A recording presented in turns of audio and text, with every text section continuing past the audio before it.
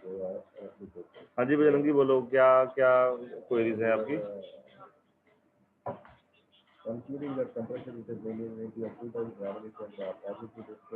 हाँ जी बजरंगी, क्या क्वेश्चन पूछा आपने?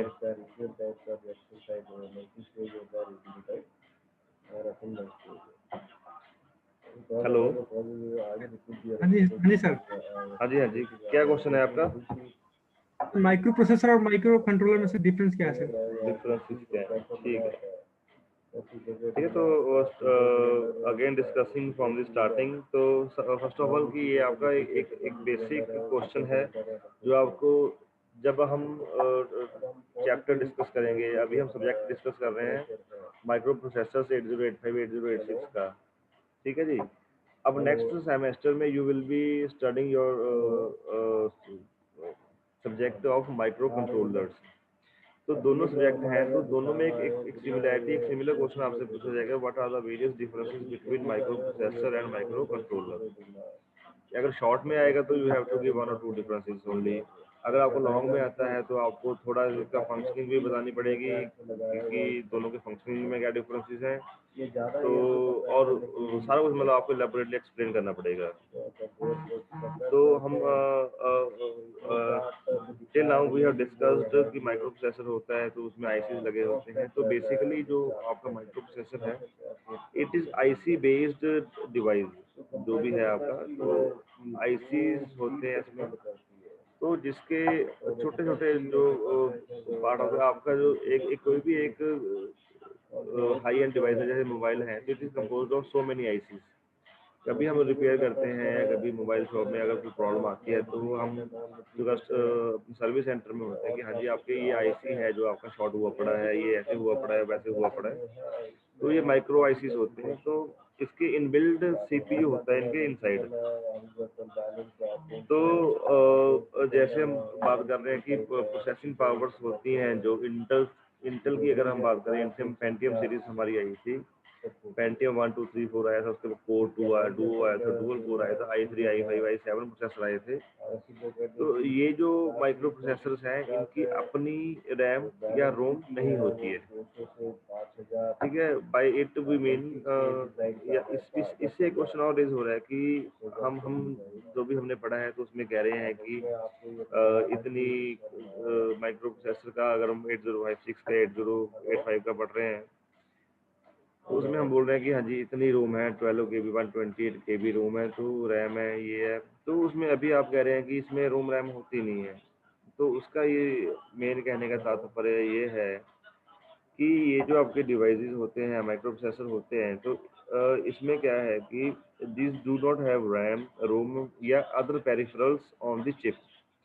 जो भी सिस्टम डिजाइनर है, he has to add them externally into the system to make all the things functional, ठीक है। तो जैसे हमने बात की होगी कि हमने सिस्टम अपग्रेड करना है। जैसे मान लीजिए कि बजरंगी ने क्वेश्चन रेज किया है, तो Bajrangi want to upgrade he system, कि उसने लैपटॉप है जो इट हैज लोअर प्रोसेसिंग, मान लीजिए प्रोसेसर उसका अच्छा है, i5 i3 है, तो वो बोलेगा कि मैंने इसकी रैम है जो वो इंक्रीज करनी है, रैम मैंने इसकी। तो इसमें क्या है कि 4 GB 2 GB से आप 4 GB कर सकते हैं, 6 GB कर सकते हैं।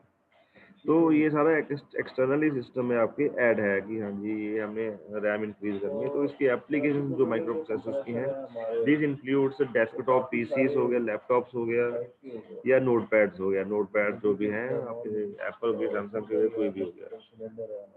तो अगर हम बात करें माइक्रो कंट्रोलर्स की, तो माइक्रो कंट्रोलर क्या है कि it has a CPU in addition to fixed amount of RAM, ROM, and other peripherals embedded on a single chip. Uh, in other words, we can say जो आपका micro controllers होते हैं, these are embedded systems. By embedded system we mean कि एक आपका single chip है, तो उस चिप के अंदर ये सारा कुछ एम्बेडेड है। एम्बेडेड मीन्स कि कुछ चीज़ें इकट्ठी जब हम एक एक चिप के ऊपर हम इंट्रोड्यूस कर देते हैं तो उसे हम एम्बेडेड सिस्टम बोलते हैं। तो आल्सो कि अगर हम बोल रहे हैं कि it is at a times it is also termed as mini computer और computer on a single chip. Microcontroller को हम ऐसे बोल सकते हैं कि ये एक मिनी कंप्यूटर है या एक सिंगल चिप के ऊपर एक कंप्यूटर है। तो अलग अलग मैन्युफैक्चरर्स हैं, तो they are producing micro controllers with a wide range of features available with various versions. तो बहुत सारे वर्जन्स इसके हैं, तो बहुत सारे मैन्युफैक्चरर्स भी हैं। तो कुछ मैन्युफैक्चरर्स की अगर बात करें तो सबसे इम्पोर्टेंट और सबसे पुराना जो मैन्युफैक्चरर अलोंग विद इंटेल है वो है Motorola. Yeah, you have heard of Motorola mobile phones only. So, but in actual, if we look back into the history, तो जो मोटरोला था, जो इनका मोटरोला कॉर्पोरेशन था, तो मोबाइल्स इन्होंने बिल्कुल एंड में लॉन्च किए हैं। तो सबसे पहले इन्होंने अपने प्रोसेसर्स बनाए थे, माइक्रो कंट्रोलर्स वगैरह या माइक्रो प्रोसेसर भी इवन इन्होंने अपने इंक्लूड किए थे। एमटेल है आपका, माइक्रोचिप है, फ्री स्केल है, फिलिप्स का आपने सुना होगा, तो Philips was into micro controllers also. So, in addition to that, micro controllers जो होते हैं आपके, these are designed to perform specific tasks. So, specific task से अपना क्या मतलब है? By specific task we mean कि एप्लीकेशंस जहाँ पे relationship of input and output आपका डिफाइंड होता है, ठीक है। से कि स्पेसिफिक का मीन्स क्या है कि application where relationship of input and output is defined. इसका मतलब क्या है कि डिपेंडिंग ऑन द इनपुट आपका उसी के अकॉर्डिंग आपका आउटपुट आएगा, ठीक है। In other words, depending on the input some processing needs to be done and output is delivered.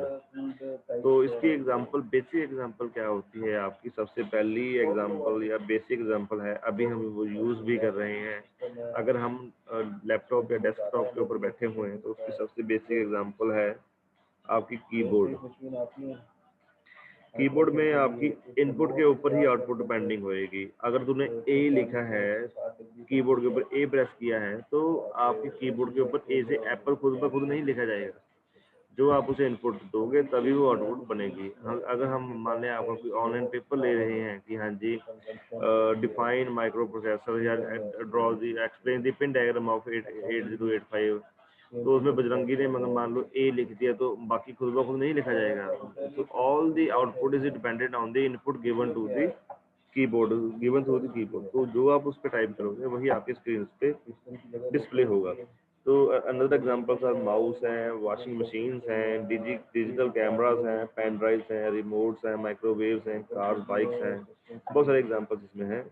तो इन सभी में एक सिमिलैरिटी है, these applications are very much specific and on these applications जो हैं इसमें need small resources like ROM या RAM आपकी होगी, इनपुट आउटपुट पोर्ट्स हो गए। तो ये सारे जो भी हैं एम्बेडेड ऑन सिंगल सिस्टम होते हैं आपके। अगर इफ वी टॉक अबाउट, अभी आपको क्वेश्चन शुड बी आस्क्ड कि जो वॉशिंग मशीन्स होती हैं तो उसमें क्या हो गया ऐसा भी, हम क्या उसमें माइक्रो कंट्रोलर लगा हुआ है? अच्छा, कैन एनीवन एक्सप्लेन कि क्या माइक्रो कंट्रोलर लगा हुआ है आपकी वॉशिंग मशीन्स में? कोई भी बता दे, चाहे गलत बताओ या सही बताओ, पर बताओ। सर क्या? जो आपकी वॉशिंग मशीन्स होती हैं, तो हम माइक्रो कंट्रोलर की बात करते हैं, तो उसमें कौन सा माइक्रो कंट्रोलर आ गया, कैसे आ गया, क्या आप बता सकते हैं आप कुछ? सर उसमें 8051 माइक्रो कंट्रोलर है। हाँ, वेरी नाइस। तो वो अगर हम फुली ऑटोमेटेड वॉशिंग मशीन्स की बात करें तो उसमें जो है आपका माइक्रो कंट्रोलर बेस्ड होती हैं, तो उसमें प्री फीडेड होता है। अगर मान लें हम ऑटो मेन्यू में जाते हैं ये हम एक और एग्जांपल इसके बाद में करेंगे। अगर हम if we talk about washing machine, अब मान लें कि इकबाल ने अभी गर्मियाँ निकल के गई हैं तो इसने कॉटन के कपड़े हैं वॉश करने हैं, तो इसका जो भी घर पे वॉश करता है तो ही इज नॉट एट या she is not at home, तो he want to do all the things for himself और बाय हिमसेल्फ। तो ये क्या करेगा, ऑटो मेन्यू होता है कि आप मैनुअल खोलेंगे, जी हाँ जी कॉटन है, तो आपने 12 इसमें एंट्री देनी है कि 12 का मतलब ये है कि कॉटन क्लोथ्स हैं, तो उसी के अकॉर्डिंग वो उतना ही सर्व उठाएगा, उतना ही वो पानी लेगा, उतना ही उसे रोटेशन देगा, तो उसके बाद वो उतनी जल्दी ट्रेन होगा और कपड़े सूख के बाहर आ जाएंगे। सिमिलरली अगर आपने वुलन क्लोथ डालने हैं तो आप उसका मेन्यू डिसाइड पहले ही फीड कर देंगे कि हाँ जी 25 फीड कर दें, 25 में वुलन क्लोथ का प्री फीडेड इन्फॉर्मेशन है। तो similar is the case with your microwaves. तो उसमें भी क्या है कि उसमें भी अगर जब whenever you are going to the market to buy a microwave, तो सब फर्स्ट एंड फॉरमोस्ट थिंग जो आपको बताते हैं, first thing is capacity. So if we keep the capacity aside, so they will say this Samsung microwave has 120 auto cook menu, and अगर IFB का कोई microwave है, they will say our IFB microwave has 250 auto cook menus। तो उस auto cook menu में क्या है कि मान लिया आपने कोई चिकन रोस्ट करना है, तो उसमें क्या है कि वो हम आप जाएंगे कि आपने सिर्फ 55 नंबर दबाना है, चिकन डाल के आपने चले जाना है, बस जाओ, आपने कोई काम नहीं करना। अदरवाइज अगर हम उसमें ऑटो कुक नहीं हो गया तो आपको सारा इन्फॉर्मेशन खुद से फीड करना पड़ता है। हाँ जी 10 मिनट में ये होगा वो होगा, तो वो सारा माइक्रो कंट्रोलर बेस्ड होता है, प्री फीडेड इन्फॉर्मेशन इसमें होती है। तो इसमें इसका एक एडवांटेज क्या था कि as compare to micro processor, तो जो आपके माइक्रो कंट्रोलर में क्या था कि जब हम प्री इसमें इनबिल्ट सिस्टम सारा होता है कि एम्बेडेड सिस्टम यहाँ पे होता है। एम्बेडेड का मतलब ये है कि आपको डिफरेंट मैन्युफैक्चर करके डिफरेंट उसमें स्लॉट नहीं लगाने पड़ेंगे कि हाँ ये करना वो करना। तो उसमें क्या कि this in turn reduces the size and cost of the equipment. अगर मान लीजिए कि जिसकी इनबिल्ट रैम है या आपके, so taking another example of your laptops, अगर आप में से किसी के पास लैपटॉप में ग्राफिक कार्ड नहीं है तो आप उसमें एक्स्ट्रा ग्राफिक कार्ड लगवाओगे। मान लीजिए you want to install 1 GB graphic card in your PC की, आपने ऑटो कैड रन करनी है या कोई भी अपने गेमिंग के लिए खेलना है, तो उसमें आपको अलग से ग्राफिक कार्ड लगाना पड़ेगा। तो स्लॉट प्रोवाइडेड है या उसमें एक्स्ट्रा करवाना पड़ेगा, तो आपकी कॉस्ट इंक्रीज हो जाएगी। Nowadays, a few laptops are coming with inbuilt graphic cards। तो वो उनमें वो क्या होता है कि वो ग्राफिक कार्ड है, जो मान लीजिए you have 1 GB graphic card है, तो उसकी वो है जो जो लैपटॉप का मदरबोर्ड है वो उसमें एम्बेडेड होता है, मतलब कि उसी में इनबिल्ट सिस्टम में होता है, पहले से ही होता है, तो उसमें एक्स्ट्रा आपको प्रोविजन नहीं देना पड़ता है। तो उससे आपकी कॉस्ट इफेक्टिव थोड़ा सा कम हो जाता है। लैपटॉप की थोड़ी कॉस्ट बढ़ जाती है। मान लो कि विदाउट ग्राफिक कार्ड आपका जो लैपटॉप है it is of 50,000, with graphic card है आपका 51,000 का हो जाएगा। बट अगर विदाउट ग्राफिक कार्ड लैपटॉप में अगर आपने बाद में लेने के बाद में ग्राफिक कार्ड लगवाना है तो आपका 5-7 हज़ार का खर्चा हो सकता है अप्रोक्सीमेटली।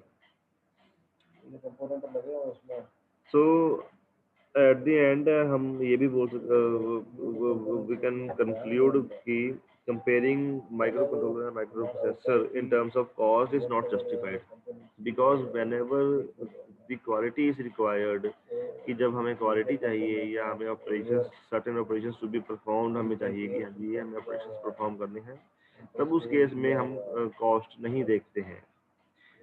ठीक है जी। अब मान लो कोई भी चीज़ हमने अच्छा हमें चाहिए, तो अगर उसकी कॉस्ट थोड़ी सी ज़्यादा है, तो अगर हम उसका with the passage of time देखें कि हाँ जी लॉन्ग टर्म इसके इफेक्ट क्या हैं, तो वो पॉजिटिव हैं। एक बार कॉस्ट है लगती है, बट कॉस्ट को हम साइड पे रखेंगे कि इसमें कि माइक्रो कंट्रोलर या माइक्रो प्रोसेसर के कंपैरिजन में कॉस्ट इतना ज़्यादा महत्व नहीं दिखाती है। कि दोनों का अगर कॉस्ट ज़्यादा है तो उसका मतलब इट मीन्स कि वो सर्टेन ऑपरेशन को ज़्यादा परफॉर्म करेगा। So undoubtedly, microcontroller is far more cheaper than a microprocessor. However, a microcontroller cannot be used in place of microprocessor. चाहे माइक्रो कंट्रोलर है जो आपका चीपर है, तो बट उसमें क्या है कि microcontroller you cannot use your microcontroller in place of a microprocessor. यहाँ पे माइक्रो प्रोसेसर यूज होगा तो you have to use microprocessor only, you cannot go for microcontrollers wherever microprocessor is required. So ये है कि अगर cheaper है तो इट डजंट मीन कि micro controller can replace microprocessor, and using a microprocessor is not advised in place of microcontroller, so as it makes the system quite costly। जहाँ पे चलो एक बार और बता देते हैं आपको, जहाँ पे आपका माइक्रो प्रोसेसर लगा हुआ है ना, you can not install micro controller at that place. वो भी जो माइक्रो प्रोसेसर ने परफॉर्म करना है वो माइक्रो कंट्रोलर नहीं कर सकता है।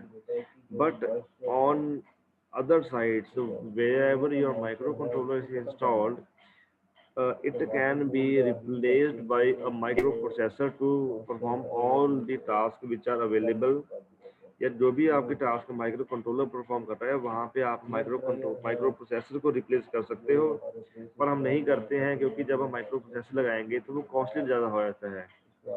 माइक्रो कंट्रोलर के सभी टास्क माइक्रो प्रोसेसर परफॉर्म कर सकता है, जबकि माइक्रो प्रोसेसर के सभी टास्क माइक्रो कंट्रोलर परफॉर्म नहीं कर सकता है। तो मोर ओवर माइक्रो प्रोसेसर जो होता है it can not be used stand alone. तो माइक्रो प्रोसेसर में आपको अदर पेरिफेरल्स चाहिए होते हैं। पेरिफेरल्स से आपका मतलब है कि रोम है, रैम है, बफर होती हैं, इनपुट आउटपुट पोर्ट्स हैं, वो सारा हमें एक्स्ट्रा प्रोविजन लगवाना पड़ता है, देना पड़ता है उसे। So, more peripherals like RAM, ROM, buffer, input-output ports are required in case of microprocessors. Thus,